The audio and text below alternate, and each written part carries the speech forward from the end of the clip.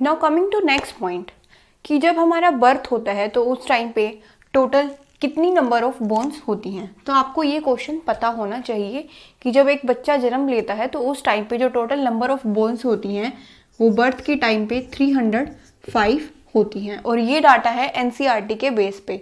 सो कहीं पे कुछ मिलेगा बट आपको फॉलो करना है एनसीईआरटी।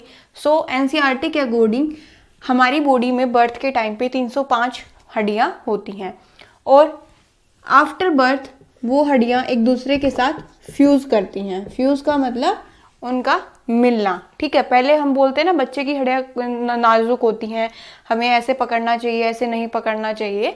सो वो इसीलिए बोलते हैं क्योंकि इस टाइम पे इनकी जो हड्डियाँ होती है वो एक दूसरे के साथ फ्यूज़न के प्रोसेस में होती हैं। सो अडल्टहुड तक वो कितनी हो जाती हैं? टोटल 206 हड्डियाँ हो जाती हैं। सो हमारी बॉडी में टोटल बोन्स कितनी होती हैं? अडल्टहुड में 206 होती हैं और बर्थ के टाइम पे 305 होती हैं। एंड नंबर ऑफ मसल्स मांसपेशियाँ कितनी होती हैं? तो वो होती हैं 650, ठीक है। उसके बाद हम अब नेक्स्ट पॉइंट पे चलते हैं कि रिब केज क्या होता है। सो रिब केज क्या है? रिब केज है एक बॉक्स जिसमें बहुत सारी रिब्स का फ्यूजन हुआ है, जो कि हमारी जो चेस्ट बोन होती है और जो हमारी बैक बोन होती है उन दोनों को फ्यूज करके एक बॉक्स बनता है जिसको हम बोलते हैं रिब केज। और इसमें क्या होता है? Chest bone plus back bone, इन दोनों को मिला के जो बॉक्स बनता है उसी को हम क्या बोलते हैं? रिब केज बोलते हैं। और टोटल नंबर ऑफ रिब्स कितनी होती हैं? 24 होती हैं और इसीलिए टोटल पेयर्स कितने हो जाएंगे रिब्स के? तो 12 पेयर ऑफ रिब्स होते हैं हमारी बॉडी में, ये भी आपको याद रखना है। नेक्स्ट हम देखते हैं कि शोल्डर बोन कहाँ पे हैं और कितनी है। सो टोटल 2 शोल्डर बोन होती हैं। आप यहाँ पे टच करके विजिबल अपने शोल्डर पे टच करके देखिए, इन बोन्स को हम बोलते हैं शोल्डर बोन्स। तो कितनी शोल्डर बोन्स है? टोटल 2 शोल्डर बोन्स हैं। नेक्स्ट एंड इम्पॉर्टेंट क्वेश्चन, काफ़ी एग्जाम में ये पूछा जाता है कि किस बोन की हेल्प से हम बैठ सकते हैं। एक मनुष्य किस बोन की हेल्प से बैठ सकता है? बैठने में जो हेल्प करती हैं उन बोन्स को हम क्या बोलते हैं? Pelvic bones.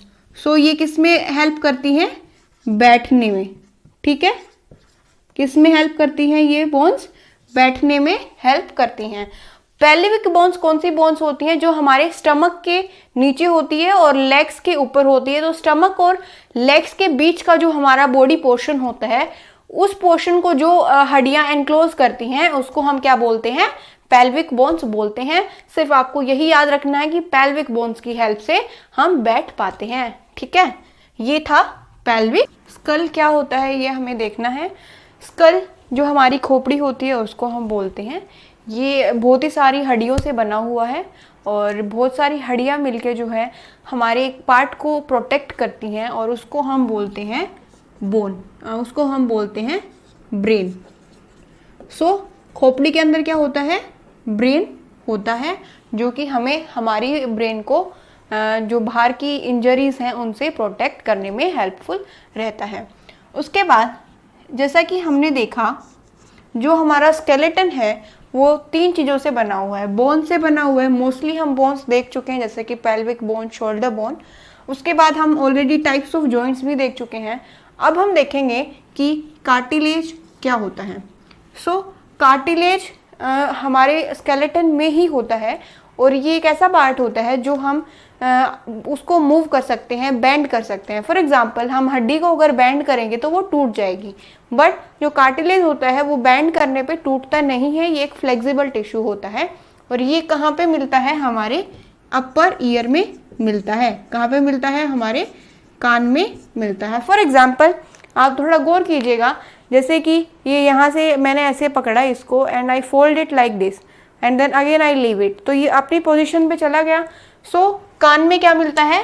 कार्टिलेज मिलता है और ये काफ़ी फ्लेक्सिबल टिश्यू होता है। नेक्स्ट हम थोड़ा सा देखते हैं मसल्स, हमारी मांसपेशियाँ कैसे काम करती है।